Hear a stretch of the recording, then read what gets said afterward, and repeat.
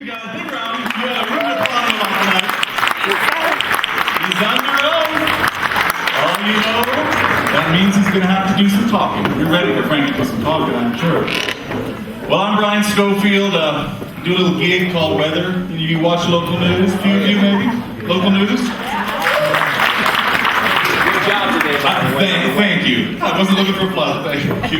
Well, for those of you who don't watch local news, let me give you a little insight. I'm going to give you the inside track on how it all works. Would you like that? You're laughing already? It might not be funny. There might be crickets after I tell this one. Okay.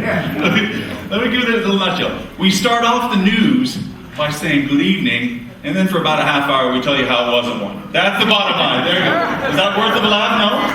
Maybe, okay. Well, we're still very happy that you guys are here. Obviously, it's a Sunday afternoon. It's a decent day. You could be anywhere, and you're here because you care about the Smith Center, and every last penny of that ticket goes right to their programs here, and that's very important to us. So a big round of applause to the Smith Center for being so beautiful. I want to definitely say thank you to our sponsors, Southern Wine and Spirits, SPI Entertainment, Cadillac of Las Vegas, Channel 13, Jerry Metellus Photography, he's that guy back there. You can just wave, Jerry. You're part of the family now. Las Vegas Review Journal, and did any of you see that cool commercial where I was hammering a gavel on the table? I think it was cool. Well, anyway, the Mob Museum donated their time for that, and Mark Richards Videography as well. Is this Mark Richard right here? Okay, there you go. Nice job, Mark. You know what? I'm going to introduce someone who I don't even know needs an introduction, but they wrote down some interesting stuff.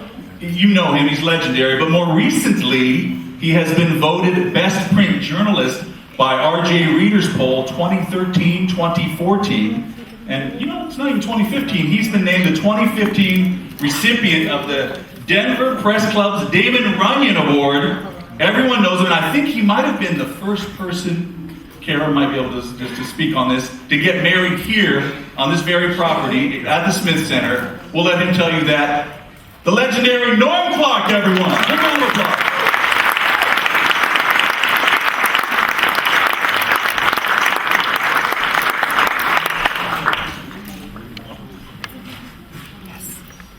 Wow.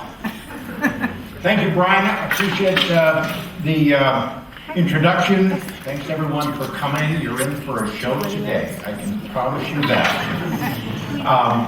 A pleasure to be here, and to Brian's point, Kara and I got married here 2 years ago, October 6th, and one of the people often ask, how did you get involved in doing this? And Kara and I were watching Clint one night, and she leaned over to me and said, I think I found where we should have our reception. And we could not have done any better. It's about the most spectacular between Reynolds Hall and this. I tried to get Reynolds Hall, but she said it wasn't in our budget. But I am so excited to have our guest today. He is the Queen of Las Vegas, and he is Frank Marino. But before we bring him up, I want to please direct your attention to our screen.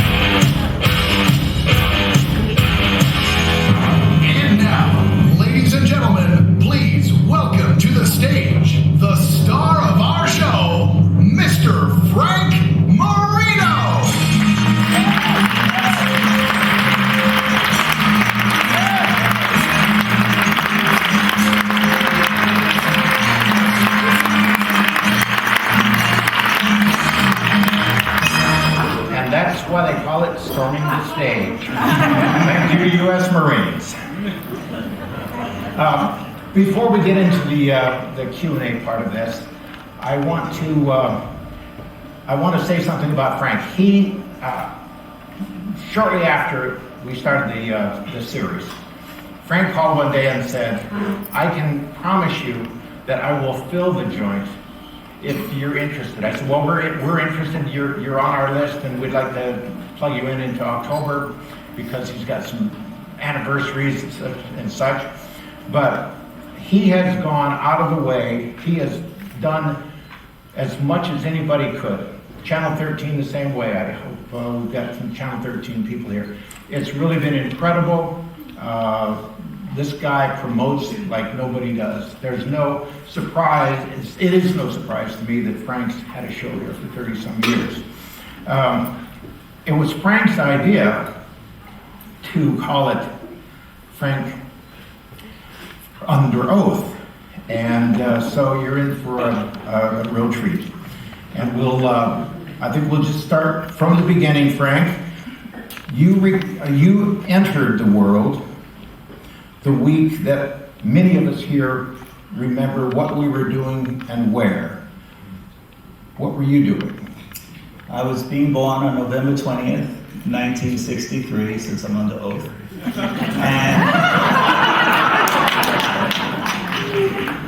And 2 days before? 2 days before JFK's assassination. And the day of? And the day of being christened and baptized.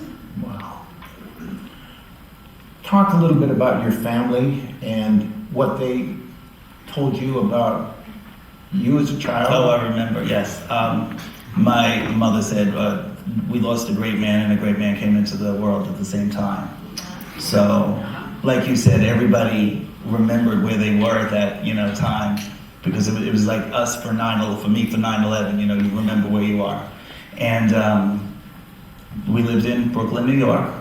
I was an only child, and I had great parents. Like I was the kid. Like if you saw a toy on the television, whatever, we didn't have much money, but they would run out and they would go get that toy for me, anything to make me happy. And at 6, your life took a... Yes. Well, even before that, I would notice my parents would go into the hospital a lot. And my grandparents would come and babysit or, take care of me. And I didn't know what was going on because I was so young. But both of my parents had been very ill. So there was a lot of times where my mom had to leave for a while, my dad had to leave, and they were going to the hospital. And the only reason I knew that is because if they ever took me to visit the other one, it was in a hospital. And your mother? Christmas of, I remember first grade, I guess they made a pact to each other and said, if anything should happen to either of us, don't tell until after Christmas. So, in the Christmas break, probably right before Christmas, my mother passed away from breast cancer. And my father didn't say a word till afterwards. And he took me to the house, I remember, and what he said was, your mother's with the angels now, and this, and so your kids, so you break down, you say, no, I don't have one for myself. And then you meet your father 2 years almost. Right, so then it was just my dad, so now we had to find out what we were going to do to really take care of me. So I moved to Oceanside, Long Island, New York, and I went to live with my cousins. There was 3 boys and 1 girl in that family, the children. So I was there for a little bit. I think I did first grade there. Finished first grade with them. And then it was the first day, we lived there for about a year. And around the corner I had other relatives. But they were, the ones I was with had 3 boys and 1 girl. And my other relatives around the corner with 3 girls and 1, completely the opposite, 3 girls and 1 boy. And I kept fighting because I wanted to go live with them. And everybody would be like, why? And they had better toys. I love the Barbie dolls. But I said it so much that they were also my godparents. They were friends of the family. When you're christened, I went to live with my godparents the end of that school year. And I was with them a full year of school. I think it was 2nd grade. And then the first day of 3rd grade, I walked in and noticed that Sarah, who was raising me, was hysterical crying. And I was like, I just knew. And I didn't ask, but I just knew. And then my father had called, my father, within that family, brought me in and they said, your dad died, and had to tell me again. And I remember they asked me if I wanted to go to the funeral, and I did, the burial actually. And I was gonna go, and I just couldn't get out of the car. So I stayed in the car with some aunts, and I just remember them like carrying him out, before they put you into the Pallbearers. Yeah. Right, the pallbearers. Yeah. But I didn't get out of the car. Your new family then. So they decided I was going to stay with them, my godparents. And they said, we're not going to change your name, we're going to keep it Marino, out of respect. And the school psychologist said, nobody knew this at the time, but I was actually adopted. And the school psychologist said, don't tell him he was adopted to the Marinos, because he just lost a set of parents, you don't want to do it now. But then, when you're living with somebody and you're growing up, when is the right time? We're having dinner one day and then they said, I meant to tell you. So the right time never came, but they figured they've passed, nobody's ever going to know. It was an easy way out. And I had no idea I was adopted, and I just grew up in this particular household with 3 people that I call my sisters and 1 that I call my brother. As if absorbing all of that wasn't enough, when your father died, your most precious possessions were all gone. My toys. What happened was, I'm sure it happens in a lot of families, when somebody passes, everybody wants something, So, but I was a little kid, so everybody came in, and my mother's family thought they deserved her clothes and her furs and this and that. My father's family thought they deserved it. They took everything, though, including my toys. I mean, anything they could physically grab. My mother's jewelry. I got one piece of it back because it was a little baby on a charm that had a pearl for when I was born. And now I know she got it that day because they had just adopted this baby. And now I know why I was so spoiled, because they couldn't have children. So that's why I'd watch TV and I would see the toy and then we'd go buy the toy. So it all, kind of made sense. And I forgot what you asked me because I'm so nervous. No, that's quite all right. One of the things you told me when we had a prep interview a couple of weeks ago was that you felt that as a result of losing everything. Yeah, I know what you're going to say. So they took everything. Obviously, they took the house, and the money went in. They couldn't get the money, so they took the house and they put it in the bank, and it was trust. Yes. The good thing was it was the Nixon and the Reagan era, so the interest was really ridiculously high. So it really parlayed into a nice sum of money at the end. But everything else they took, I just had that home, and I think that's why. Growing up, I became material. Wanted to buy things, and I thought if you had the best china or the best, I think that's my desire, where I get my desire to collect things or have materialistic things comes from losing everything. And at that point in your life, you suddenly realized that money meant a lot to you, and you took every job you could. Growing up, yes, because I wanted nice things. So, but I worked for it, I would newspaper jobs, I would do newspaper jobs. I would do, raking leaves. It was in Long Island, so there was a lot of trees, shoveling snow. Paper routes, did I hear you say? I had 4 paper routes at one time. One was like a Sunday Circular. Another one was like the Newsday, the Daily News, and I did them all. And I believe that you said that your parents had put the home in a trust. In a trust. And you couldn't collect until what? I couldn't touch it until, my father put it in there until I graduated college, or I was 21. So he wanted me to go to school. And at 15, you started finding fault in yourself. Yes, before that, I didn't like the way my nose was very big. Not that anybody noticed, except that I turned it quick and knocked something over. But I hated my nose. I hated my nose. And anytime I took a picture, I hated it. And then on my 16th birthday, I begged so much that I'll call them my parents, not to make it confusing anymore, let me go in to get a nose job. But again, I was Long Island, New York. It was a Jewish Italian neighborhood. On the break, the Easter break and the Christmas break, everybody came down from bands of this.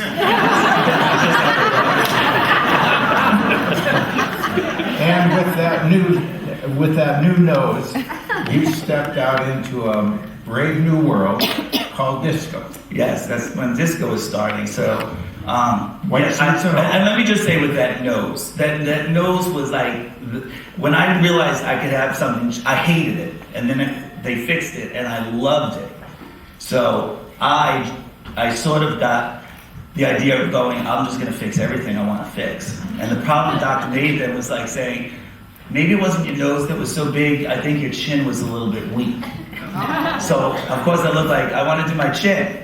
And my mother says, you did your nose. When you're 18 and you're on your own, you can do what you want. Right now, you're not doing anything else. And I think that's when you got into the disco thing. Then I started. White suits. Yes, the John Travolta thing. It was, yeah, I would dress like this to school. Got a little bit much.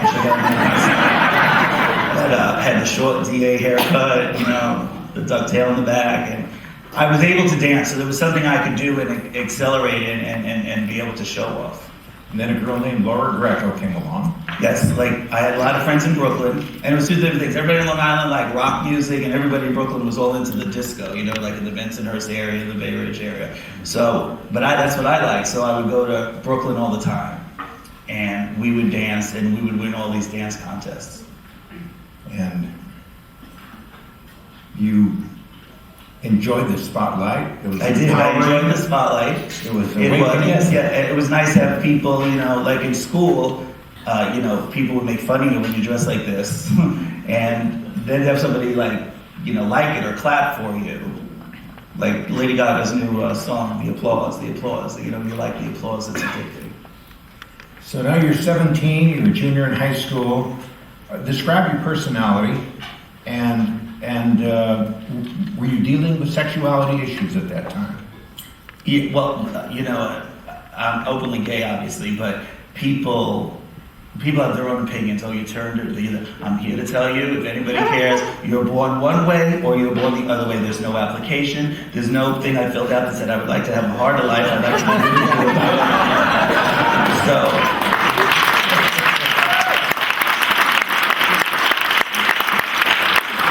So what I was leading up to was the big crush, the first big crush. So my big crush was and this probably happens to a lot of people, was I don't remember what he taught, but maybe it was English. My English teacher in high school. And I wrote him a letter and said blah, blah, blah, blah, blah. I forget what I said, but, just wanted to tell you I'm gay, I feel gay, blah, blah, blah. Didn't sign my name to it. I did something stupid like, if so, just write your name on the board or my name on the board and I'll know. He's my English teacher. He knew my penmanship. I didn't realize that everybody's didn't look alike. And he called me out. He just called me after the show and said, I need to talk to you. He knew exactly who it was. And he was gay, actually. And he let me down very nicely, basically. Yeah, you said that Yeah, was kicking himself.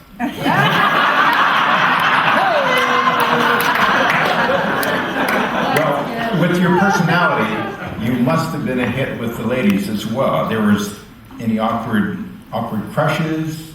Oh, there was a girl in my class who I liked as a friend a lot, wanted a lot more. And she would do boxes and boxes of love letters, and I would always say, I try to tell her. And she wasn't going to have it. She was going to try, but good for her. I would have kept going for what I wanted to.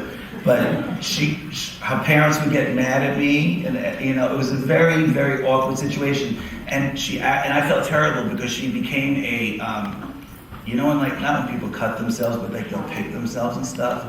And she would just mutilate herself. And I felt, not because of me, because of anything going bad in her life. And I just wanted to stay her friend and try to, get her to get over that. But I knew I was a part of that, so I had to step away from it. But that was something I really, as a young kid, you don't know how to deal with another friend that has something like that. In your book, and tell them the name of your book, 97. His Majesty the Queen. His Majesty the Queen. Just re-released on Amazon, by the way, in paperback form.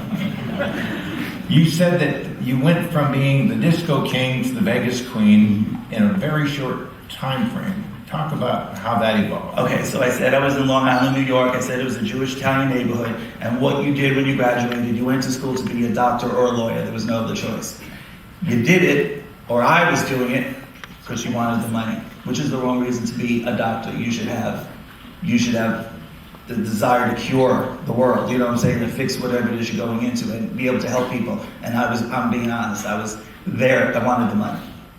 And so while I was going to school, I graduated early, and while I was going to school, I was working in a very large pharmacy. I was working as an assistant to the pharmacist. And it was only on Sundays, and I would go up to the makeup counter. And the reps would come in, and I'd be like, oh, how does that work? And really, that does that? And, oh, look at this new thing, right? And nobody got the medicine, people dying left and right.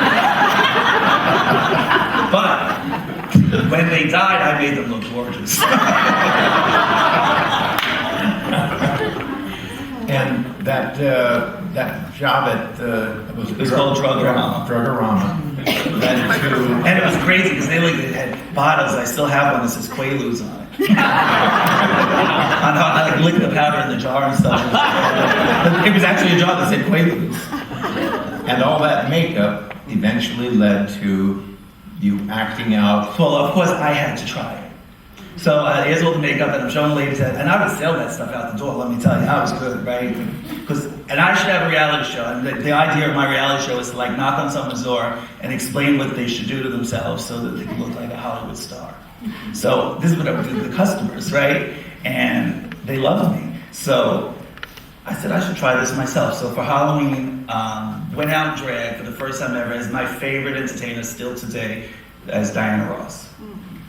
And you sang all of her? I lip sync to her songs. And I met a manager in the audience that night. And I wanted to, he was like, I could get you bookings and weddings, bar mitzvahs, gay bars, whatever. And they pays $150 a night. And I was like, oh my God, that's a lot of money, right? So then I really wanted to do it. So I would work, I'd go to school, and on weekends, at nighttime, I would go he would get me into these different clubs. And then I realized, you know what, you really can't sing and you really aren't black. So why don't you try to get somebody that's white and that tells jokes? And at the time, the two hottest comedians were Joan Rivers and Phyllis Diller. And I took Joan Rivers because of all the glamour and all the glitz. And that's what I started perfecting my character as. And you went. That was the birth of my impersonation of Joan Rivers. There was before we go to Florida, let's talk about a night that you worked late and your car. Oh, so I would do my shows, and then I would take the makeup off and come home. And we had a very big house in New York, and the top floor was an attic. Like, you normally get really big, but like you could walk around the attic though. And it was a cedar closet, and so I would hide all my stuff in there. And I would act like I was going to do a makeup shoot with models and this and that, and I would take the stuff, and every one of my sisters would be missing shit all over the place. I would take it, because I had no money really to buy clothes, I'd save a little bit, buy this and that. But nobody knew what I was doing. But I was making money, and my mother was like, finally sat me down one day and said, what are you doing?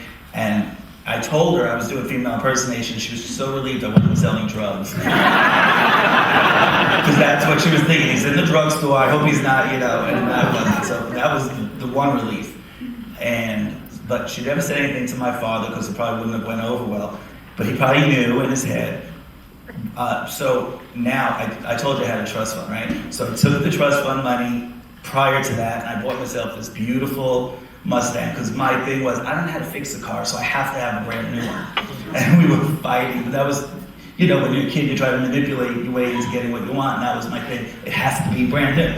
So they gave me, I remember it was a Mustang, but what they also didn't tell me in the brochure was you have to put oil in it, and do this, because I didn't know how to do that either. So I'm driving home from one of the gigs, and this is what I would do. I would take a graduation gown, because it was so hot to stay in all that stuff, right? And I just put the gown on and like the wig cap on my head and everything. Look at them. This is the first time I actually left the makeup on. I think it's late. They're gonna be sleeping. I'll go home. I'll take it off. I was too tired to do it in the club. and the car breaks down on the Southern State Parkway in Long Island. And I have to walk. And you're wearing what? I'm wearing a graduation gown. The makeup, by the way, was horrible. I didn't know what I was doing, so everything was glitter, right? So I looked like Martha Stewart was working on my face. And I had to go into a very tough neighborhood gas station and use the phone, because we didn't have cell phones, and put the quarter in and do the time, whatever it was at the time, and make a call. And I'm like, you guys have to pick me up. The car broke. I go, but we have a bigger problem. And I was like, well, I go, I'm in makeup, because my father had to drive. So I took off what I could, but it was very obvious. When he picked me up, never said a word, because it would have been embarrassing, but it was traumatizing for me. So you go to Florida. Oh, well, wait, I didn't get to Florida yet. So what happened? So now I'm doing these shows, and I'm doing Joan Rivers, and I see she's performing in Atlantic City. So we went to see her show, and afterwards I knocked on her dressing room door, and she let me backstage. And while I was telling her, oh, I impersonate you, and blah, blah, there was producers of a show that were going to, in Atlantic City, open a drag show, and the star was going to be Joan Rivers. So she goes, oh, you want to meet Lou Paciocca? And they introduced me to Lou Paciocca, who owned La Caja Falls in Beverly Hills, and they were putting the show in Atlantic City. So he's like, can you audition? I go, I don't have my stuff with me. He goes, do it with no makeup, and I did. So he says, I like you. Fly out to Beverly Hills at the club, and let's try it there. So I did. I got the job, and the job was to be in Florida for 6 months at the Sunrise Musical Theater in Fort Lauderdale. And I got the job, and I went home, and they let me finish that school year, but I said I wasn't going to go back to my parents. I'm not going to be a doctor. I'm going to go into the stage show. So now they fainted, and we needed a doctor, right?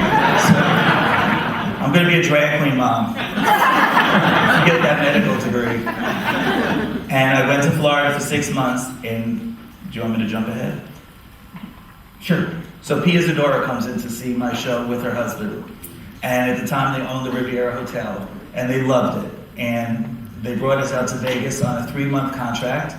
They built that mirrored round part of that Jan Robin is using now, a showroom on that thing just for us. And we were the first hotel to have 2 shows at the time. And that 3-month contract to date lasted 25 years.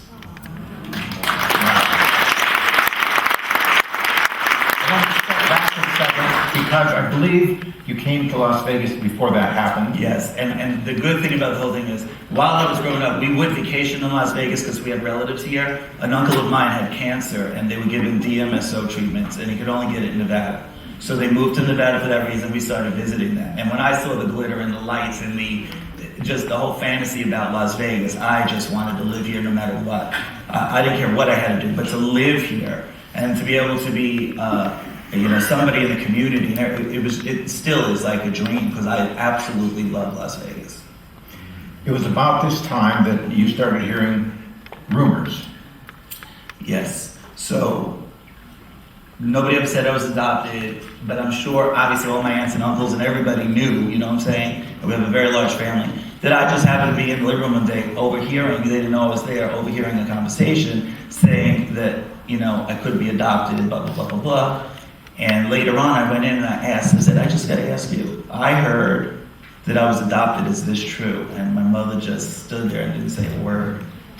And then I just knew.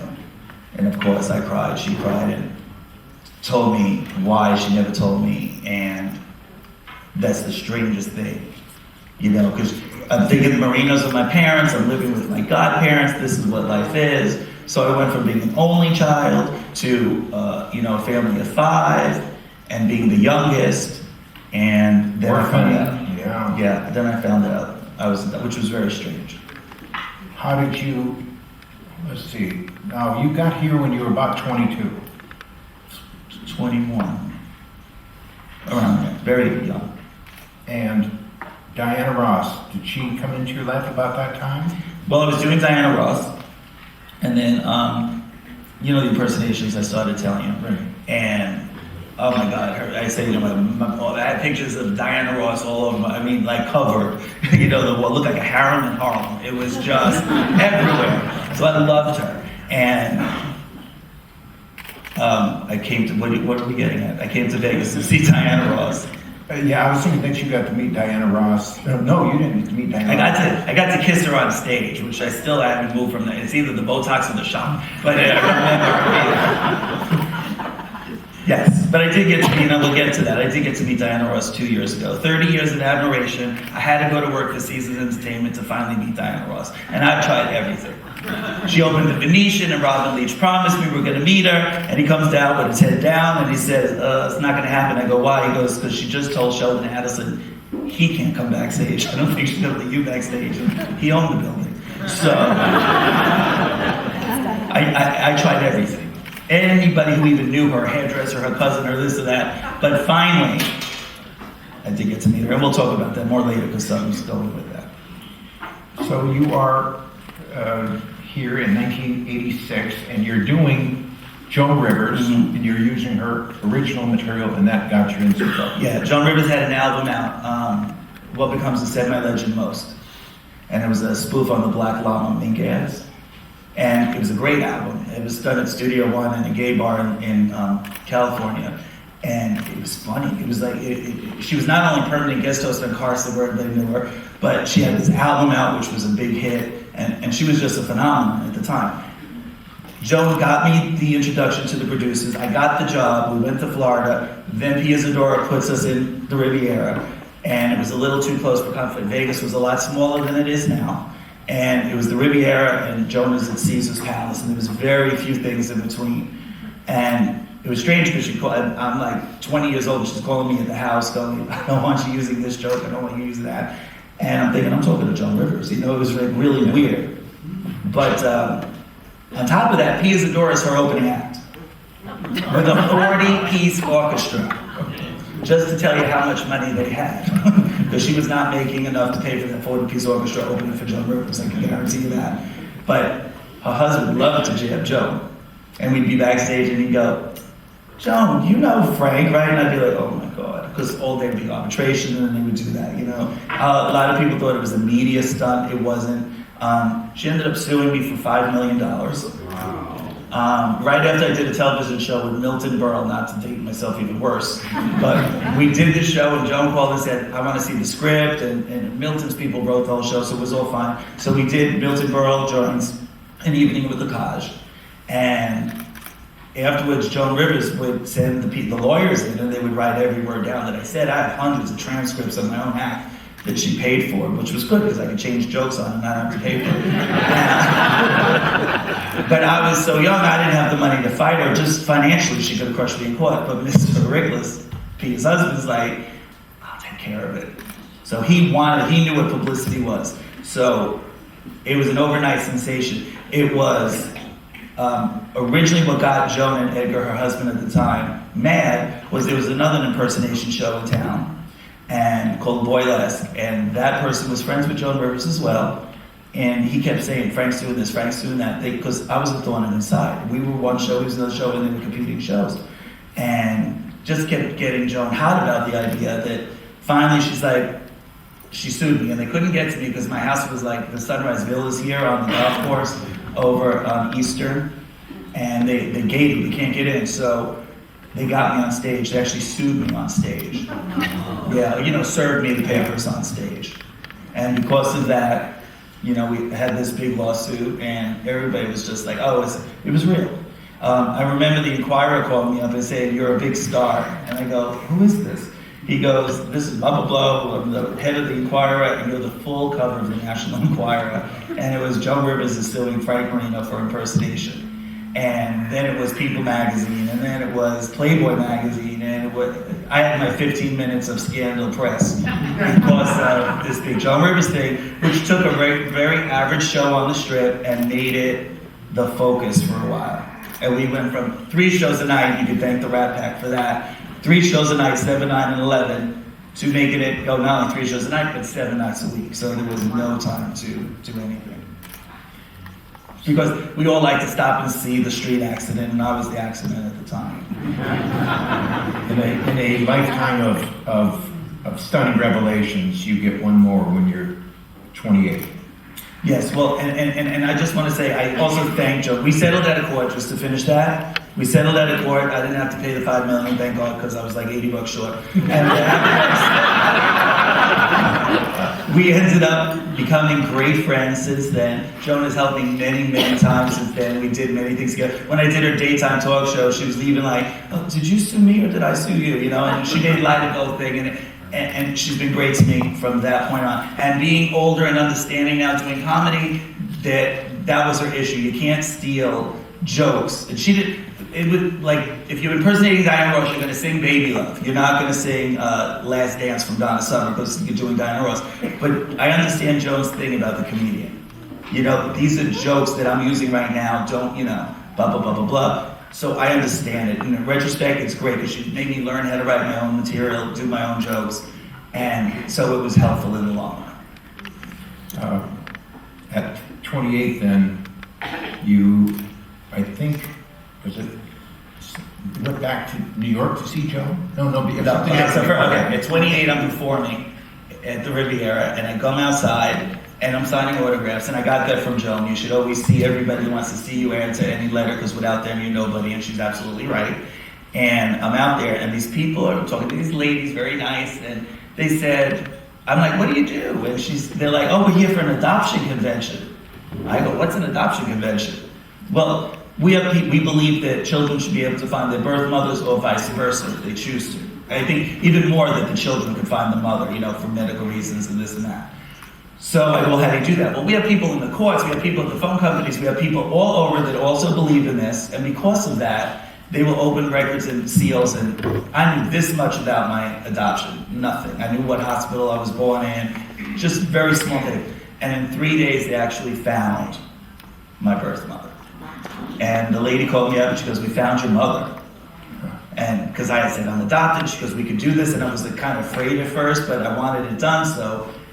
And she goes, "I don't even know the guy who died. It's so secret." The guy calls her once a week, and when he calls, she says, "Here's what I got for you." And he goes and does his thing in the search with the information she's got. And it's expensive. I think it's $6,000. And they find your person. And they found the person, and they said to me, "Here's what you do. Call them up and say, does the date November 20th, 1960 mean anything to you?"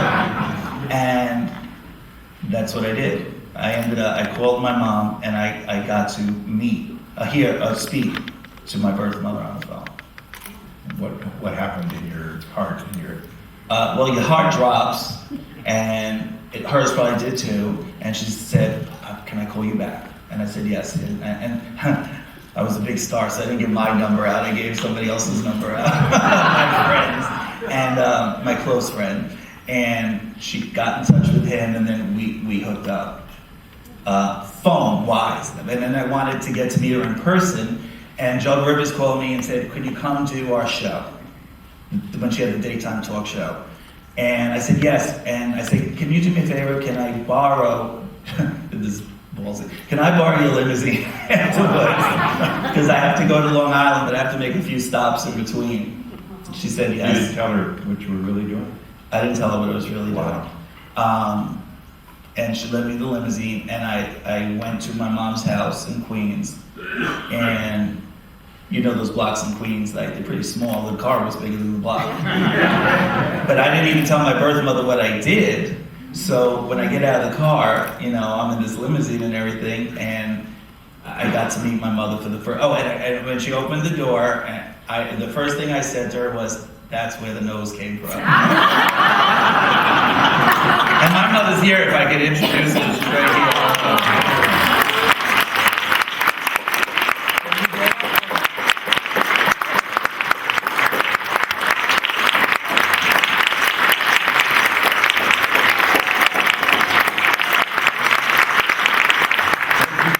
Gift to love things. Then there was. And I had her nose fixed too. Is Dr. Hanson here? Where is she? She fixes us all. And here's the best part. I don't know anybody's phone number. I don't know my mother's or my boyfriend's, but she's 822-2100. That because of an in my mind, did I call you out of surgery because I thought I saw a wrinkle? And I thought I was going to die. And I also know my financial broker, who's sitting right next to her, because he babysits my money, which is 792-3031. Otherwise, I know nobody else's number by heart. Well, there was, I believe, shortly after that, a health issue of your own. So I write this book, His Majesty the Queen, after the 10-year anniversary at Lacage. And every night the women are asking, the hair, the makeup, how do you do it? So I said, let me put this all together for them. And I put a book, so it's part autobiography, part makeup tips, gowns, celebrities, all the fluff stuff that people love. And I was also doing Golden Rainbow. I was going to open the show for Golden Rainbow. I believe it was like their 10-year anniversary. And it was at the Stardust Hotel before they knocked it down. And my dream was to come from the elevator or come from the ceiling, because we didn't have that at the Riviera. So the guy who was running, he's like, I'm coming from the ceiling, but you could come from the floor. I said, oh, okay. So I did the show. But as I was doing 3 shows a night and rehearsing for that show, I'm noticing I'm on stage and I'm slurring my words. And we used to say, in Beverly Hills where I live, and the way Beverly Hills, the words are formulated, I would notice I was going, I was doing that. And I was like, that's weird. I thought maybe I'm tired, right?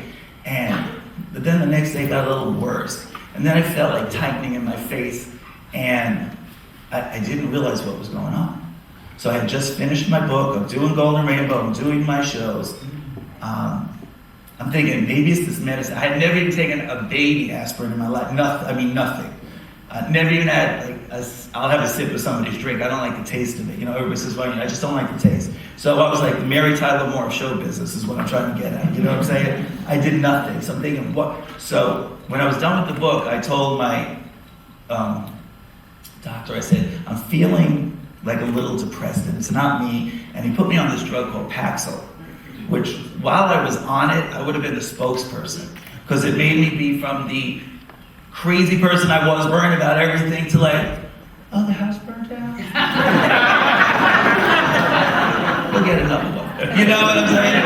I was not me, and I loved it. And so did everybody else, actually, right? But I went from the Devil Wears Prada to, that's as far as about. So I would have been on TV doing their commercials, because I loved it that much. But I thought, this is the only thing it could be. So we get off that drug, and no, it doesn't stop. So the doctor's like, but it's out of your system. It can't be that drug.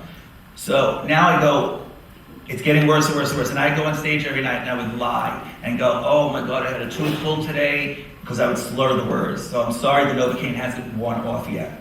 So to this day, people go, oh, last time I saw you was when you had that toothache and blah, blah, blah, blah, blah. There's 20,000 people that were at that show, because it was a million years period that it went through.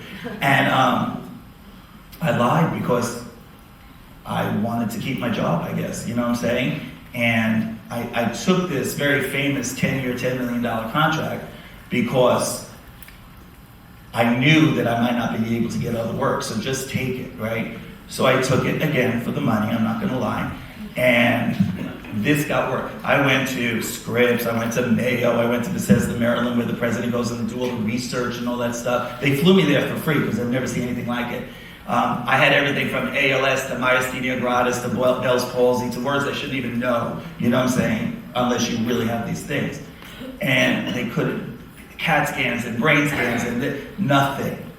Till I get Alex one day, my boyfriend Alex gets on the computer, because I'm like crying, this is like 9 years into it, and I can't take it. If I was talking to you now, it would be like this. I was holding it, so I would be able to talk like that. And I noticed, like, if I when I had a lozenge in my mouth, I noticed I could hold the lozenge between my 2 teeth and just make my tongue work without using the jaw muscles. And then I didn't want the sugar, so I put a button in my mouth. And then sometimes some words would be so hard I'd crack the button. And I've swallowed buttons on stage. It's funny now, but it's horrible what you go through.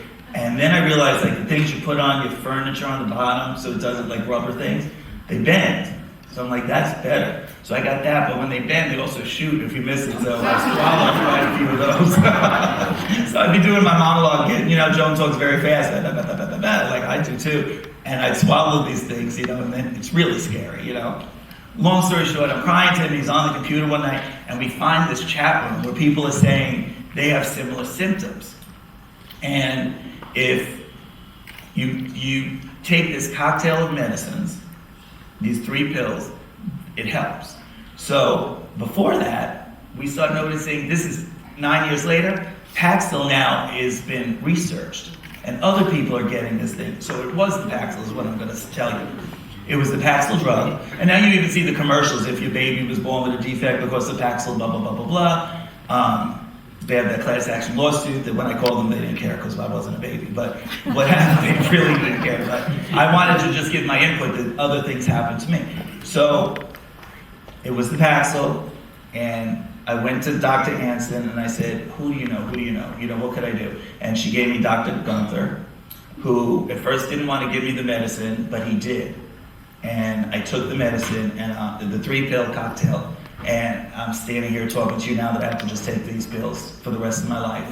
And you won't be able to tell. Otherwise, I sound like, if I don't take it today, I feel it coming on. I can't imagine to get back, but I would sound to you like I just had a stroke and I was trying to regain my speech pattern. And that was another thing they thought. Maybe he had a small stroke and lost his motor skills. But Dr. Anson telling me to go to Dr. Gunther, and Dr. Gunther letting me have that medicine cured me. It's no secret, Frank, that you've had some serious, shall we say, dust-ups or feuds with a few people along the way. I think you told me that you'd rather that you didn't use his name, that I can. You can use his name. I can use his name. Your producer. It starts with an N, and I don't use the N word. Norbert Allen, it's not easy for me to say, was producer of Lacage for many years. And after he stole it from Lou Paciocco, who hired me, so I put that out there. And I believe it was a rocky relationship from the beginning. Yeah. Rocky, don't forget, so I'm a 19-year-old kid till a grown adult. And he was even like a father figure, but he was evil. He was mean. There's no other word. And I would go into I had a lot of my cast is here, and I would go into the room and I'd wonder, like, do you guys hate him as much as I do? But you just pretend you like him so you can keep your job. And of course they couldn't tell me, but he's just an evil person. And what it was like, when Joan sued me, we had the inquiry and everything, he got so jealous because people would call and say, is it the Frank Marino show and this and that he would literally take my name off of everything. And the one good thing I got was the money, I'm not gonna lie. I got the money because he knew I was doing all the work and I knew what the money was coming in. So he knew he had to give it to me or I'd walk out the door. And I'm just gonna say it, I was the goose laying the golden egg and he was trying to cook that goose. So he did just evil things, like Christmas would come and he'd give everybody a gift but me. And our 20-year anniversary, I remember he had dinner, had a big party, and he had the impersonator was doing the things with Joan Rivers on one side to piss me off, and he had the kid in my show who was the fill-in on the other side, and he walks in like I'm going to sit there and like a schmuck, I bring him a gift. And he gave everybody else a gift. And thank God my boyfriend Alex has the balls to go the next day. How could you even do that? Because that would be embarrassed. You don't ask for a gift, How could you do that? Oh, well, I do the voice, the fake French accent. Frank Marino, if I give him what I gave them, he'd laugh in my face. I only give them a couple of $100s a piece, blah, blah, blah, blah, blah. He's like, then you should buy him a fucking car. And I was like, oh my God, I can't believe he said that. But he was right, and even the guy who filled in for me that, always hated me because the kids never got raises because it was, again, with Frank Marino, he'd take all the money, I could barely pay for the rent, and the best line was that my fill-in, who we really didn't get along either, he wanted a raise one time, and he did that whole speech, and he goes, why don't you jump in one of those Rolls Royces, come over here, and we'll discuss it in person. And I was like, that's a good one, I like that. He had 2 loaves of bread under his arm, crying poverty, so. So yes, the answer to that question, yeah. Yes, I hated him. There was some bad blood there. Also, I'll just say, may he rest in peace soon.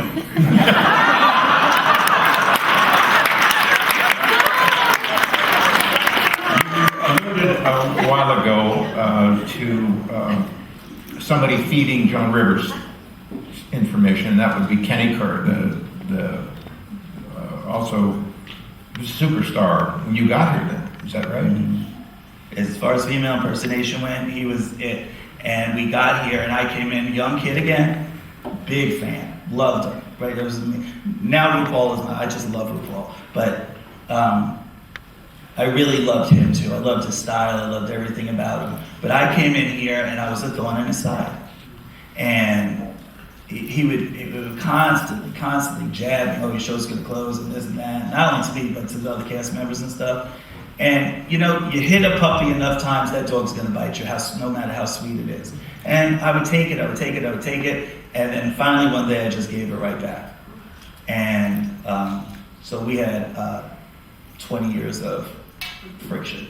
He's since passed away, and before he passed away, we did come to, you know, a semi-friendship, and helped him a lot while he was very sick. He lost everything.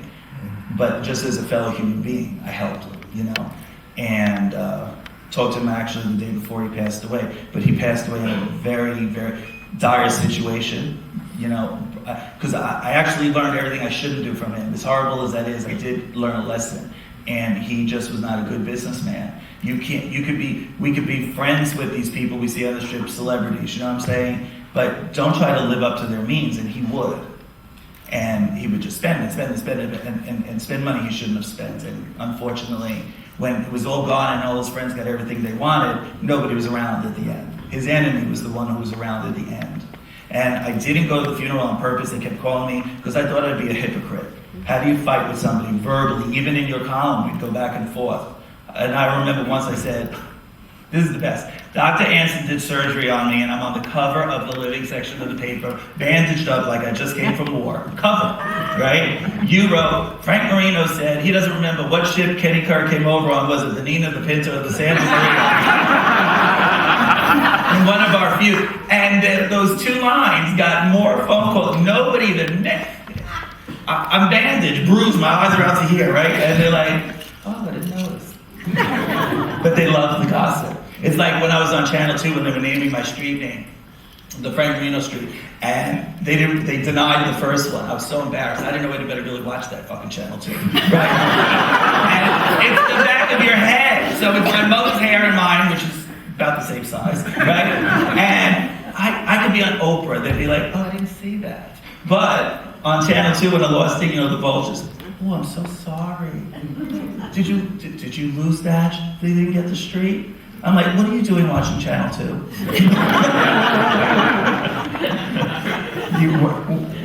We went over this without getting into it before, but as soon as you started, you had a lot of celebrities that came to your show.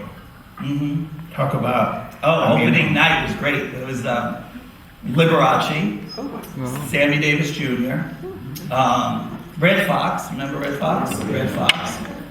Lola Falana, major stars of that time.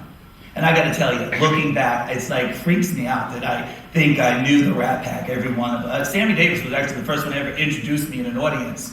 He was performing at the Desert Inn, and he introduced me as the, Frank the star of the show next door, blah, blah, blah, blah, blah. But I was so young that it didn't register. But looking back and realizing what kind of history that is, that's amazing.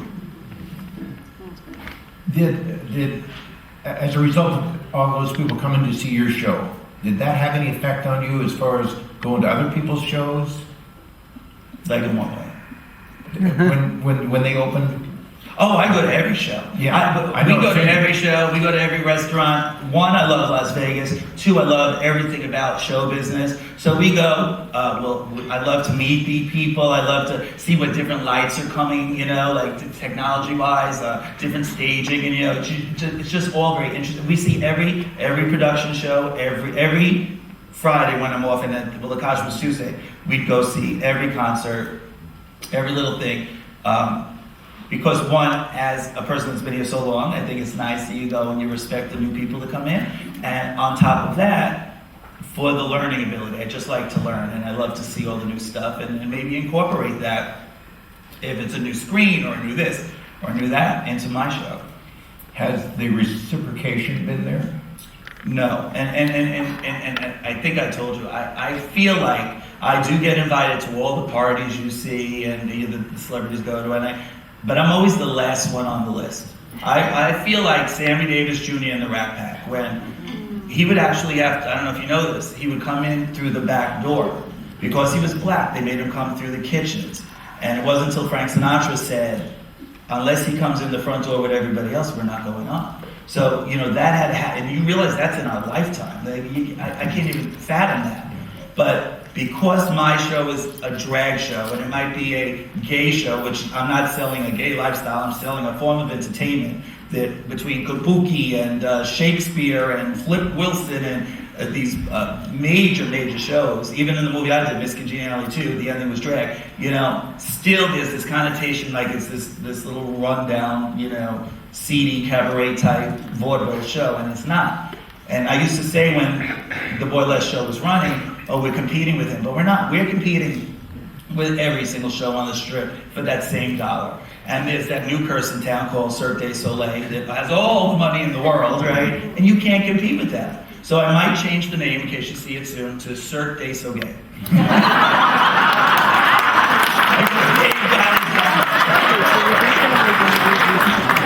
And I'll swing from the ceiling once or twice. What the hell?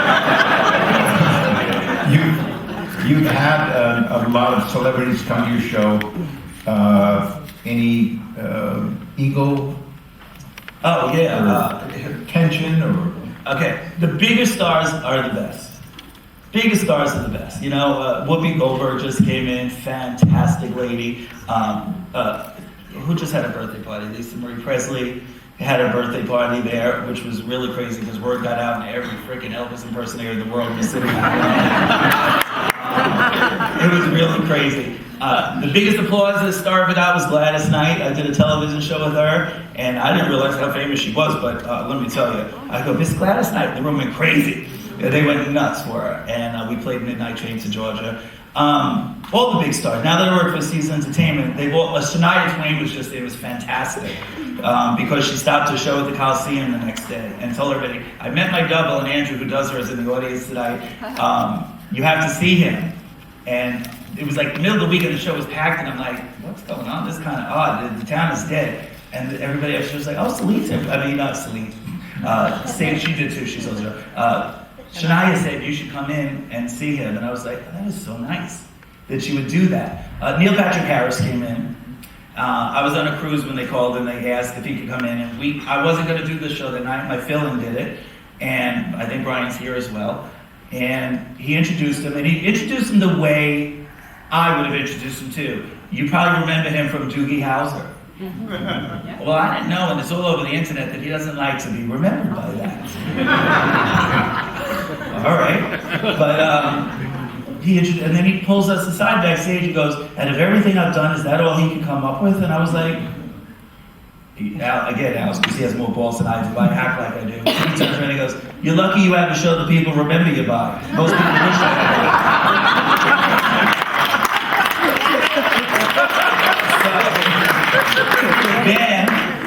So I'm there dressed as myself. I'm not in costume. We go in the green room. After I was talking to everybody outside, Alex, we had an audition that night. Somebody was doing Cher. And Alex, Neil's friend, this girl keeps putting a wig on her head, and I can't get it off. I go, what do you mean? He goes, she's just taking that wig, and I feel bad the kid wants his wig back. And I'm like, I walk over to the girl, and I snatch the wig off her head, and I go, here's your wig, what's the problem? So she gets like crazy, and she goes to get it again, right?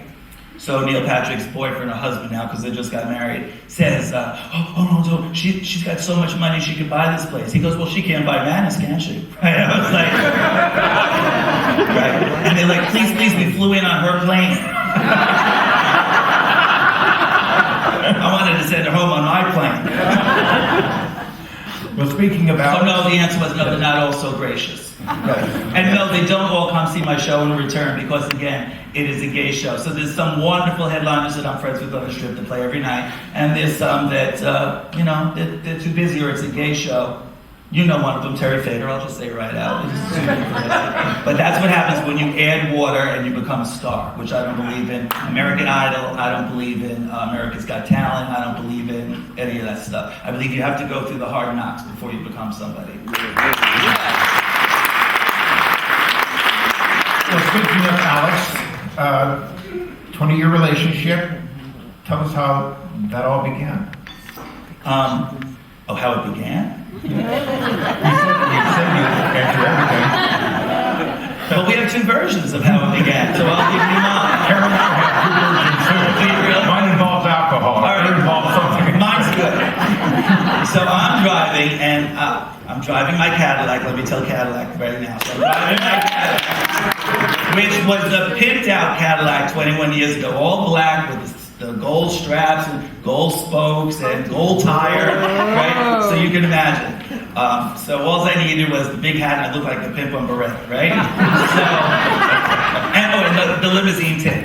And I'm driving and he's looking in my car and I'm looking back, right? And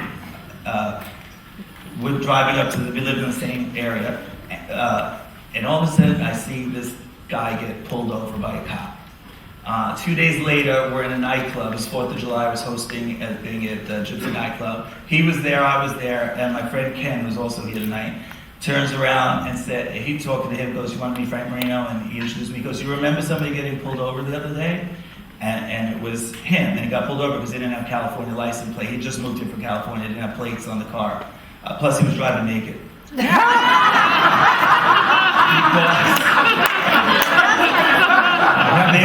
They were in the jacuzzi. He was at his cousin's house in the jacuzzi and didn't want to put the wet pants back on, so just kept the towel. 2 years ago, we broke up after 20 years. And he broke up with me. And I went on Millionaire Matchmaker. I love that show, I gotta tell you. He can't stand Patty. That show loved you too. Yeah, that show did so much for me. I had no idea how powerful that show was. But I did Millionaire Matchmaker, and it was a crazy episode. And because of that show, I would go places and people would recognize me for me. I always hide behind the costume of Joan Rivers. We were in Hawaii, we were in New York. That show is amazing. If you want to become famous, go on that show. That's a regular. And everybody's like, "How was Patty to you?" Patty was great to me. Because we hit it off. She did her thesis on a drag queen I knew in Florida. So when I was in Florida, I met this person that she was friends with, and her college thesis, was on this person. And we just hit it right off the bat. So she was great to me. And he doesn't like it because Adam, my partner with Spy Entertainment, and him were going to do a show with her, and he just didn't think, we were doing a nightclub, a stage show like we did with her. And that's why he doesn't like her. But yes, we broke up for 6 months. And the reason we're back together is because he met every crazy person in the world, and so did I. And it's hard I'm just going to say me, because I got to talk to myself like a company. It's hard to go out with Frank Marino, because here's what you get. Would you like to go see Cher tonight? I would love to. God, I wish I had a Gucci suit to wear. And I would be like, yeah, so do I.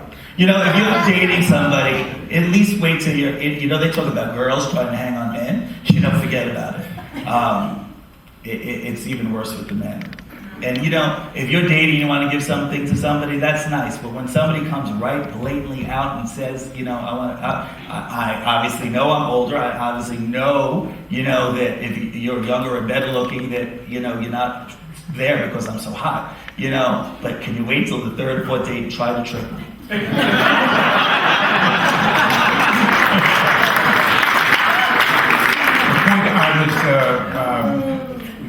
I was getting to was that Alex, I believe, walked on stage in a tuxedo not too long ago. So after we get back together, yes. And everybody thought that was a PR star. I'm a self-proclaimed PR whore. I admit it, but this was not. Even with the surgery, now people have me doing surgeries I never even had. My ass is my ass. I promise you, I haven't touched that yet. I just do the part you can see so far. Long story short, I knew nothing. It was the day before we're going to Chicago. It was the finale of my show at the Quad Hotel, and I'm coming down the steps. Ladies and gentlemen, Frank Marino coming down, and all of a sudden, And it was a perfect day, and it's so rare to get a perfect day. Everything was right, the show went right, the audience was great. I was gonna get home on time to get to Chicago in the morning, and I'm going, is the music screeching, right? And it was him stopping the show, and he comes out and he proposed to me on stage. Yes. And I accepted as soon as he signs the prenup. The video went viral. I mean, it went crazy. It was like ridiculously big hits on it. And yes, so that's what it's hard to shock me, and he shocked me. You said a date. Surprised me. We just bought a brand new home, and it's going to take a year to finish it, but we want to get married in that house because it's so big. It's like a Long Island house. I mentioned earlier that you wrote His Majesty the Queen back in 1897. And I was thinking that if you were planning to do certain chapters, you could, by the numbers, I think I would suggest maybe, what would 25,000 mean to you? 25,000 shows. Okay. You know, it doesn't register. I can't even imagine that I've done 25,000 shows, but I have. Because like I said, thanks to the Rat Pack, when we started, it was 3 shows a night. Frank, Sam, and Dee would do 3 sets every night. And then the shows started doing it, you know? So that's why I have so many. And then when I said Joan Rivers sued me, it was 7 days a week. So we did so many shows that I don't even know if somebody could even do that again. Because now it's like 30 years. So in 30, it's almost 30 years, next year will be the anniversary. 30 years of 3 shows a night, 7 nights a week and all that, that's how it came to such a high number. But I do my show now, and at the end of one show, I'm like, you know, I don't know. And then we would go out to the nightclubs, and I say to like my friends that are still my friends from back then, how did we do it? You know? Let me throw a couple more numbers at you. How many costume changes per show? About 17. Wow. And what does that extrapolate to? It was 400,000 costume changes, they figured, in that time. So I've probably taken my clothes off more times than Lindsay Lohan. I just would have to figure. How many gowns? Well, 17 gowns per show, but I've got thousands of gowns. And from day one, every time a gown was designed, we would have the gown, and everything would have jewelry to match and shoes to match. I never wore like the same thing with 2 separate outfits. So in the warehouses, we have beautiful gowns and beautiful shoes. And it's funny when you see, like, it was since the 80s, and you see like the big shoulder bands like Joan Collins, you don't realize as it's happening that the styles change until you look back and you go, oh my God, what was I thinking, you know? And plastic surgeries, how many? Somebody's answer everything. All right. I looked at her because I can't even remember the count. I couldn't do it on a lot. I'll tell you what I did do. That's easier. Sure. I did my nose, but I did my nose 4 times. I just want you to know, because even though it was perfect the first time, I kept wanting to do it more and more and more because I wanted more perfect. But it was better the first time. That was in New York. Did my chin in New York. Came out here. I had cheek implants put in. Then I met Dr. Anderson, and we did, and she's very conservative with me. I want to put that out there. She doesn't let me do just what I want, because if she did let me do what I want, I'd be drinking through the park with my hair right now. So I'll walk in and go, do you see this? No! I don't see it, neither do you. But she's done. This year is the first age-altering thing I did. I did have a facelift this year. I didn't let her do the forehead because it grossed me out, the thought of it. But she did do a facelift, which is the middle part. She's done my neck, so that's the only things age-altering. Otherwise, she did like, Botox, and we do my eyes, the upper lids and stuff like that, and the lower, and chemical peels, and a fake leg. No. But I did want butt implants, and she refuses. So I bought a little fake one that I wear right now. We've talked about how. Yeah. And let me just say, well, this is a funny story. Can I just say? Sure. I was doing a concierge event. You know, they all have to look nice and presentable. And in case anybody's here, you know what I'm talking about if there's a concierge here. So I was at a concierge thing, and I go, so I'm doing the show for 30 years now, and you see everybody go like this with the, I swear to you, the whole room's like this, counting on my age, trying to figure out how old they are. I went, don't try it, bitches. I also, even the office of Dr. Hansen, so don't even try it. Botox. That's the best if you want to see. You go in the waiting room, everybody's there. Right? Political people, famous people, Yeah, sure. my neighbor. Sightings that would get me Is Jack and Bill killed. here?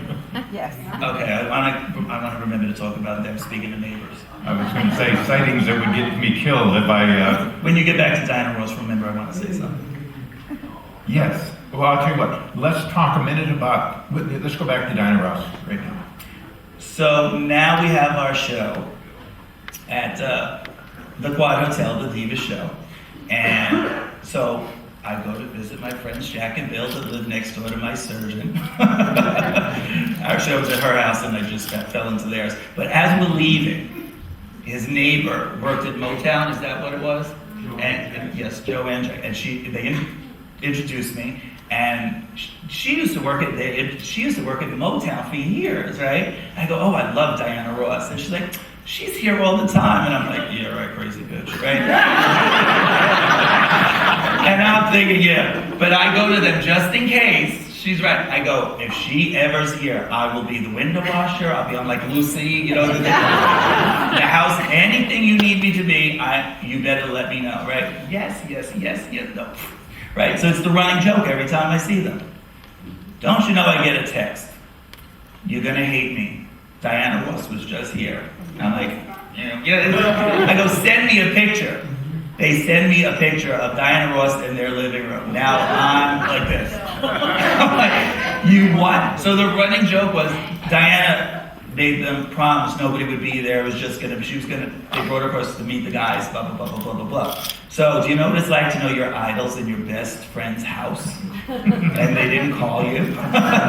So that was our running joke for years, that they got to meet her first. And wasn't there a story about Laughlin? So now Diana Ross comes to Caesar's Palace. She's going to perform at the Coliseum. And we're performing in Laughlin with the Diva Show. And then I find out if you want, you can meet Diana Ross. Well, ain't no mountain high enough.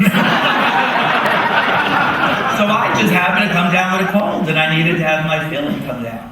So my filling comes down, and I go to Vegas, and after I took care of my cold, I went to see Diana Ross and got to meet her afterwards and took a picture. And I go back to work the next day, and they go, if you're going to say you're sick, it's really not a good idea to be on the cover of the newspaper with Diana Ross. And they haven't had us back in the Riverside, but it's okay because we play Harris and Laughlin now anyway, so screw them. But I would have lost any job to meet Diana Ross, I'll be honest with you. I was going to say that it must have been incredibly gratifying to go full circle with Joan Rivers. Talk a little bit about how you feel about her, how hard her death affected you. Well, after the lawsuit, she had me on her daytime show, and what's really funny is she just passed 2 weeks ago, which was very hard, and we'll talk about that, but on her daytime talk show, like 20 years ago, the day I met my mom, she says, "What, you make your living impersonating me. What would you do if I died?" And I said, "I joined Legends in Concert." She fell on the floor laughing. It was the funniest thing she had ever heard, and it was a great comeback. In hindsight, after that, she went on Entertainment Tonight. She says, Frank Marino is having plastic surgery to look like me. I'm having plastic surgery to not look like me. I'm going to end up looking like him. So she would do little cute barbs like that all the time for our 25th anniversary, 25, but going on 30. Alex, I was in the hospital for the night of my thing, I had to go in the hospital for gallbladder. And it was an emergency. So I'm in the hospital, and he's like, I didn't let him leave the room, right? Because I'm just like a really big, I wouldn't let anybody else in, but he wasn't allowed to leave.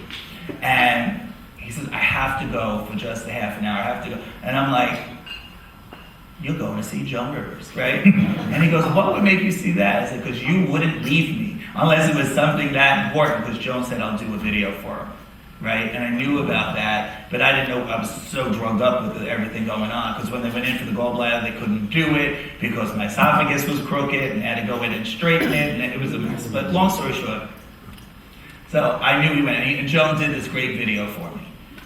Just congratulating me on 25 years and hope we have 25 more, blah, blah, blah, blah, blah. So what I'm saying is she was very good to me as far as that. And, I just challenged her to the ALS Bucket Challenge. The cast and I did it in the link part of the, between the quad and the point. And we challenged Joan Rivers as a cast, and Joan Rivers did it the week before. And then Joan just had the book come out. She has a book out right now. And she did her book signing one afternoon. She played a little club in the Village the night before her test. Then she went in for that test. And I'm sure they said, oh, you'll be in and out, no problem. Because she was playing the Borgata the next night. So she had a concert the next night. I'm sure it wasn't going to be anything big. And she went in for this thing that we probably all had, a lot of us here probably had this very simple operation. And later on it comes out in the news, they saw something they wanted to biopsy. And I'm all for, don't wake me up and do a biopsy, just take the biopsy while you're in there. I agree with that, I have no problem with that. But then you find out the doctor took a selfie with her when she was under the thing. If you didn't know that, isn't that the best? So poor Melissa's got to think, my mother, one of the most famous women in the world, her last photograph was with the doctor who killed her doing a selfie. And so she was a fireball. She had no problems that really were big. She's 81, yes, but that's nothing if you're healthy, And she was very healthy, and she had I still can't put it in. It still hasn't registered. Like a family member, like a second mother, or in my case, sixth mother. It's very strange. And what an honor to be invited to the funeral and to the Shiva, and we went to Melissa's house for the Shiva, and it was nice to see every celebrity pay homage. Huge. The Kardashians were there. Steve Lawrence. Yes. That was a sad one. All the old timers knew me. Steve Lawrence, Lily Tomlin, John Rickles. I'm like, oh my God, where's Brittany? Describe the setting, and we'll have to accept here in a couple. Okay, the setting was absolutely gorgeous. We got out of the car, and paparazzi everywhere. She lived in the Pacific Palisades, right? When I say paparazzi, I mean lined up shooting. And I am a PR whore, and what it took not to pose. Because that would have been wrong. So we got out of the car, and we have this big tray of food we were bringing in, and this and that. But paparazzi going crazy, and then we walk in, and all the celebrities. But Melissa, her house was done like they were having a wedding, when you have the caterer. All the serving stuff was Arthur Court, and all the china, it was like Mackenzie Child china and all this stuff.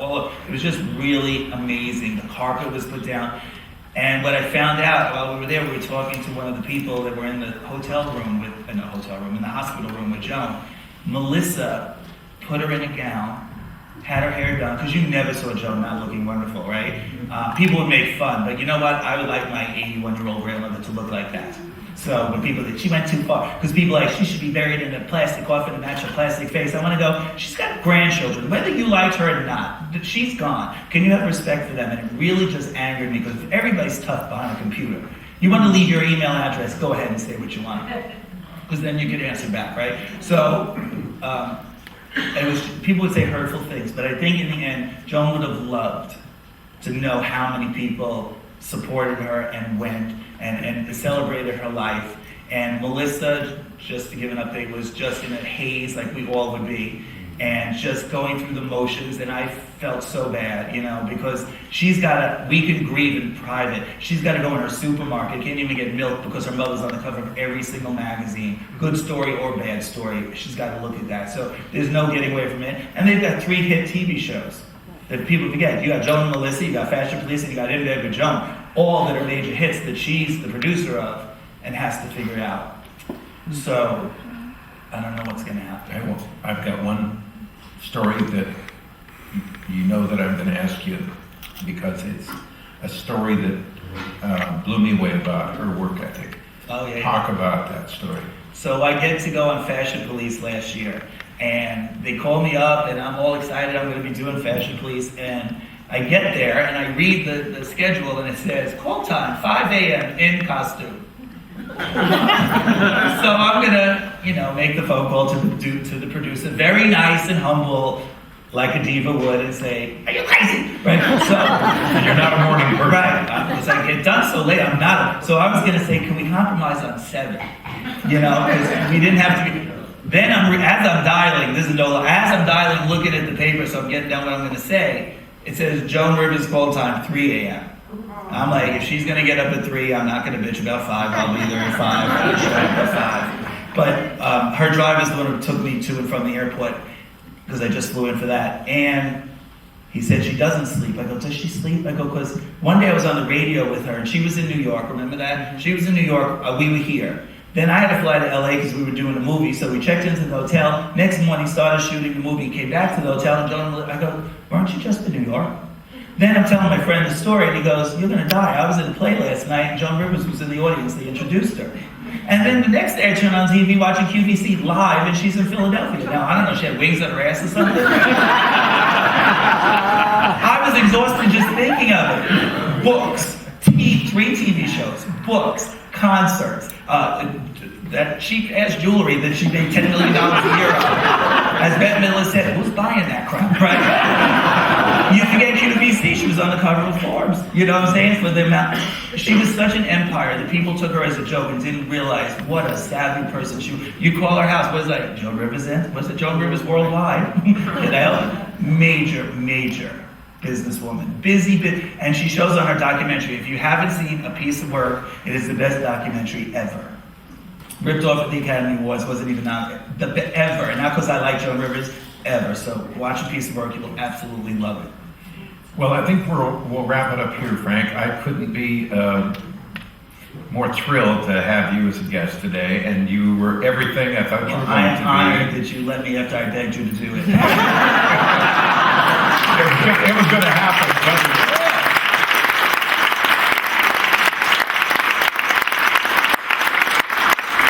Most of you probably know the drill from here. Brian is going to go into the audience and take your questions, and we'll do about 25, 30 minutes of Q&A. Let's do it now. Whatever you want. Let's find some. Who has it? Raise your hand. Let me know you want to ask something of Frank Marino, maybe of Norm as well. You learned it all? There we go. We'll come back. All right. Let me see here. See if that donut I had this morning will stop me from getting through here. Right back to this table here. Go ahead, ask the question. How is your relationship with your birth mother now? No, it's very. Okay, so I didn't get into that much. So I meet my birth mother, and what happened was, I mean, look at her. She looks like me in drag, like to a T. So if you put 1,000 women in her, you're going to say that's Frank Marino's mother. Long story short, the people who were raising me, first I never told the people who raised me that I found my mother, not to hurt their feelings. Because the people who raise you always feel like if you find your birth mother, maybe then you're going to leave me for that. You have that feeling. I don't know if any of you have adopted children or anything. But it's not like that. It'll be 2 different relationships. And I never said anything, but when I wrote my book, I wanted to be honest. And I went to tell them because I was putting it in the book. And they were like, you're wrong, this is what happened, here's the story. And the way I was supposed to be brought about was the Marinos who adopted me were very good friends with the doctor. Back then, this is how they did it. This girl in the neighborhood got pregnant, and it was all hush-hush, and her name was Corinne. You weren't supposed to be pregnant, and they hid you in the corner, and you had your baby. And this baby was going to go to the Marinos. When Mary went in to the doctor took her to the same doctor, and to cut it short, right, you gave the baby to, baby boy was born before Corinne's baby boy, and I'm just guessing that the doctor probably figured, I have a healthy baby boy, let me give him this one in case there's any complications with the other one. Gave that boy. So now they have Mary's child, but they think they have this one in Corinne had gossip around the neighborhood of this girl who had a baby. So they were no, we know who the birth mother is. One time she came looking for you and da da da da. So at, how old, 28 years old? 30 something years old, I had to go in for a maternity test. Usually the mother figures it out by then. I know a lot of dumb women that go, I'm pregnant, I'm just not sure it's mine. But the people look, and it was like CIA, right? They had to do the swab. Now they do it like nothing in these court shows, right? They had to lock it and seal it and sign it and proof it, a judge and this and that. And it was 99.999. But you could just look at her, right? And just say, obviously, well, P.S., it was a scandal. And then my mother, Sarah, who raised me, was very, very upset. And then it upset Mary, and I made two households very upset. So my thing is, if you're adopted and you find your parents, just tell everybody right from the front, because you're never going to do the right thing, because there isn't a right thing. But we have a great relationship, to answer the. She bought a home right around the corner from where I live now in Vegas. So she has a home in New York and a home in Vegas. And as Alex will tell you, right around the corner. Let's do next question.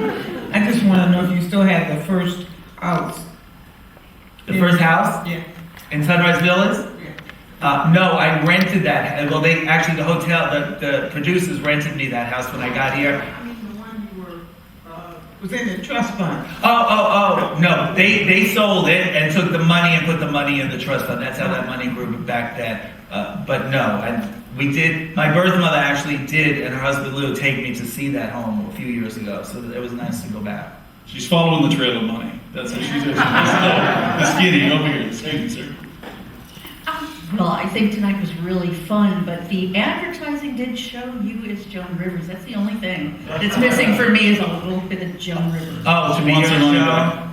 back. We discussed it, Norm and I, and that's why we gave these tickets if you want to see the Diva show. And if you didn't get them yet, we have tickets for you to go see the Diva show. Because he wanted it to be more serious and not, be what they could see on the strip every night. So now you can also see the show and you got this.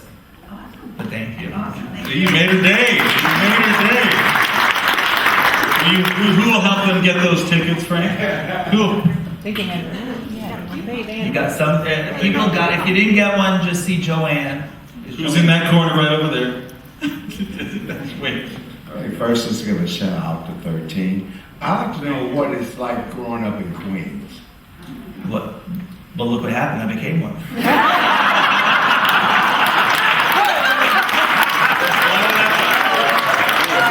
That's good. What was it like, food? Well, it wasn't, okay, my birth mother lives in Queens. I was born in Brooklyn, Bensonhurst, Bay Ridge area, and then we moved to Long Island, and really, I would say I grew up in Oceanside, Long Island. And then, my mother still has a house in Queens. Where does he live? Howard Beach. Howard Beach and Las Vegas, right around the corner. Do you really think I'm gonna be able to get up there? Yeah. Do you really? If you yell it down to him, I'll let you slide it. I can project. Don't worry. Okay, cool. I got one of these. Did you ever get to meet your birth father? I was too late. I went to the same company years later, and I tried, but I met the entire family, so I did get to meet my other. So now this is what I have. So I have I was an only child, and very happy being so, getting all my toys on TV. Then I became the one family. I was the boy with one girl and three other things, and then I have my brothers and sisters. I grew up with three sisters, a brother, and that's what if I'm talking about my brothers and sisters, I usually say. In my birth family, Mary has a son and a daughter as well, and my father has a son and a daughter, and then he got remarried and he has two daughters. So if I ever got married, we have to get to Shea Stadium. Was your real dad as good looking as your mom? Was my what? Was your real dad as good looking as your mom? Well, she must have thought he was. What are you saying? I don't get my looks from her? It takes a lot of history to be beautiful. A lot of surgery right there. 822-2100. Question over here. Hey guys, how you doing? Every night after the show, you talk about Children's Miracle Network. Can you tell us about your connection with the nonprofit? You mean Make-A-Wish? Make-A-Wish, I apologize, Make-A-Wish. No connection. I just, out of all the chat, I get asked, like my phone rings 100 times a day. And people don't realize this. Like, they'll always ask me to do AIDS benefits in the gay bar. And I always say no, because that's all taken care of. I said I could do everything on a bigger level. So I've done everything like for AMFAR, we've done calendars and stuff like that. And I get a lot of slack going, well, why won't Frank do this? Because that's handled, let me do it. And then I do stuff for blind, and I say, we also, even though you get cancer too, you don't just get AIDS. You get cancer, you get, anything that anybody else gets. But the children are the thing that is the number one charity for me. So every night, the proceeds from certain items in my products that we sell at the show go to Make-A-Wish. And local Make-A-Wish, I make sure it goes to Southern Nevada and not, everywhere else. So it's Who else? Another question there. All your questions were answered? He's under oath.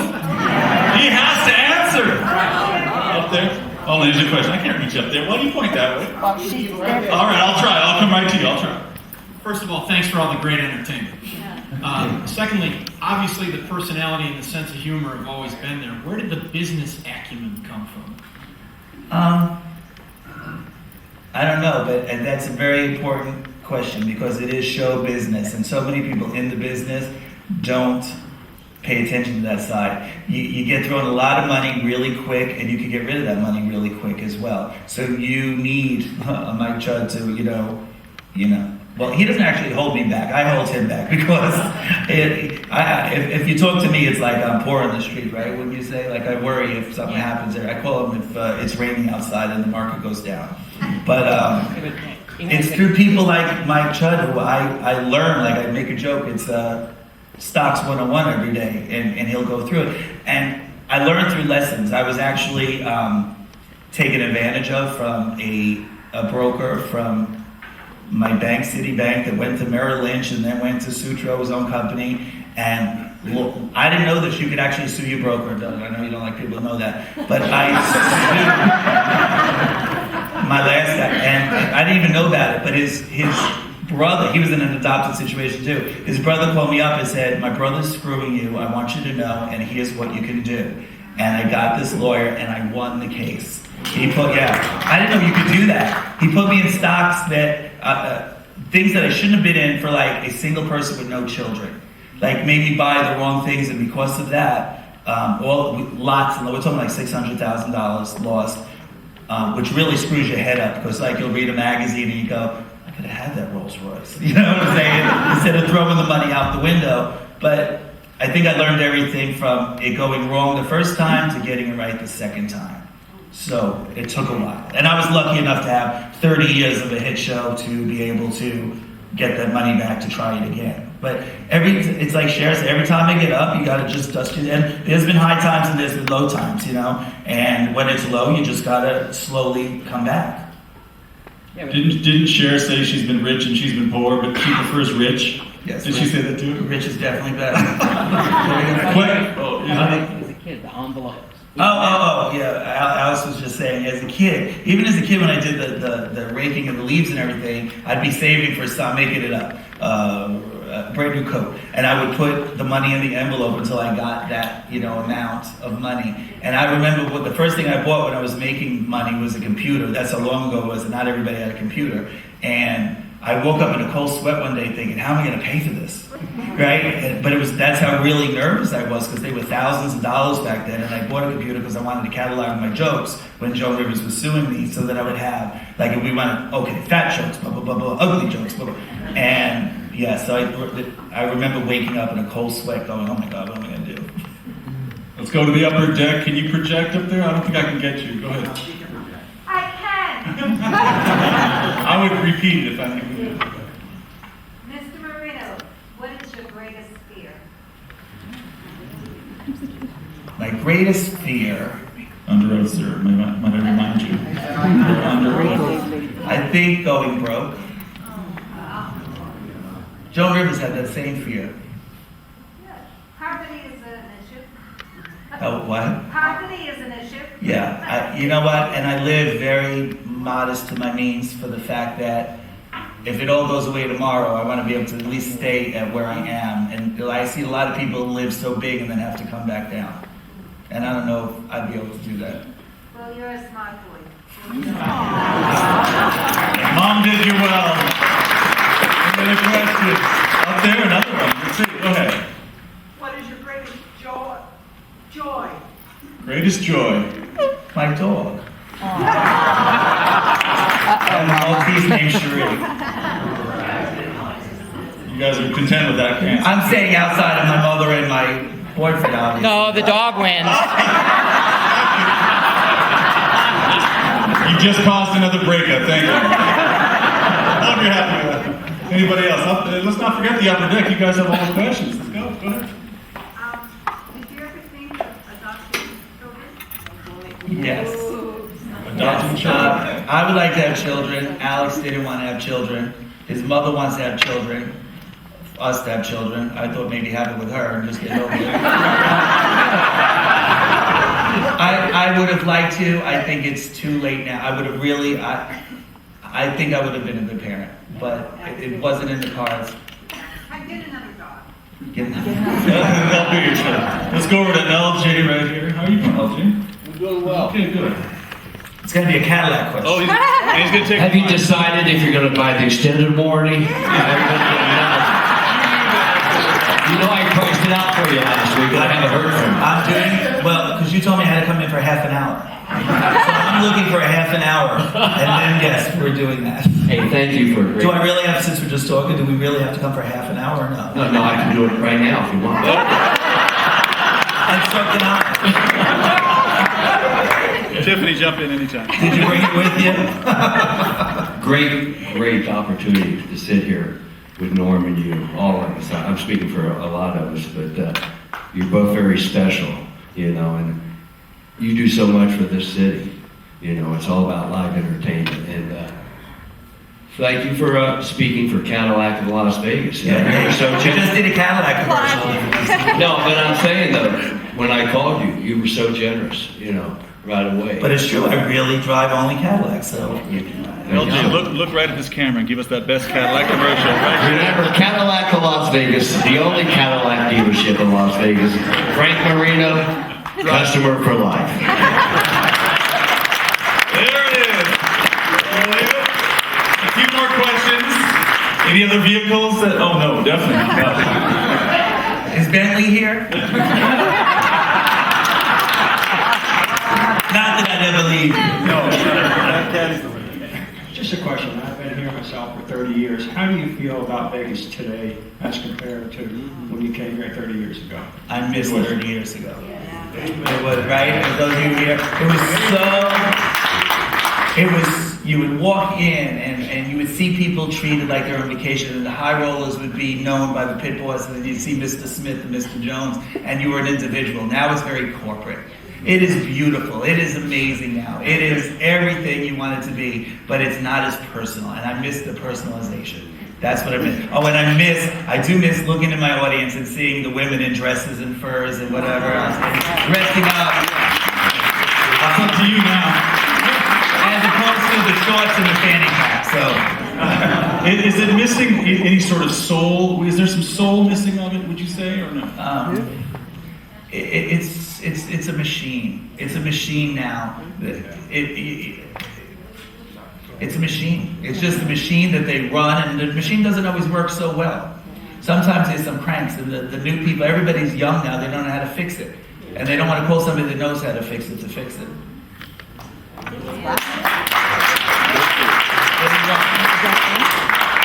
Hi, Frank. I'm probably the only Asian here that's interested in your gossips. But I just want to tell the Cadillac guy that you've been, subconsciously mentioned a lot of Rolls-Royce.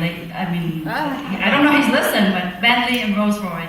But my question is, would you like to adopt me? I'm a very good cook. And I know take advantage of me.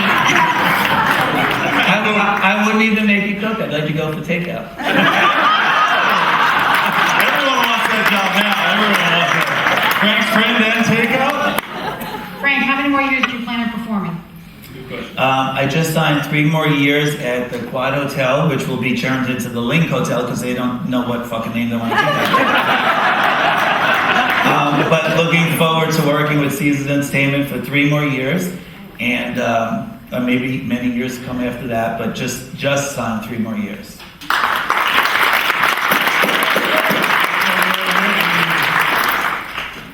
Who else wants to be his personal chef today? No. When you do those makeovers, can you put me at the top of your list? I just turned 68 and I need all the help I can get. I really want to do a show like that, and then they stole it from me and did that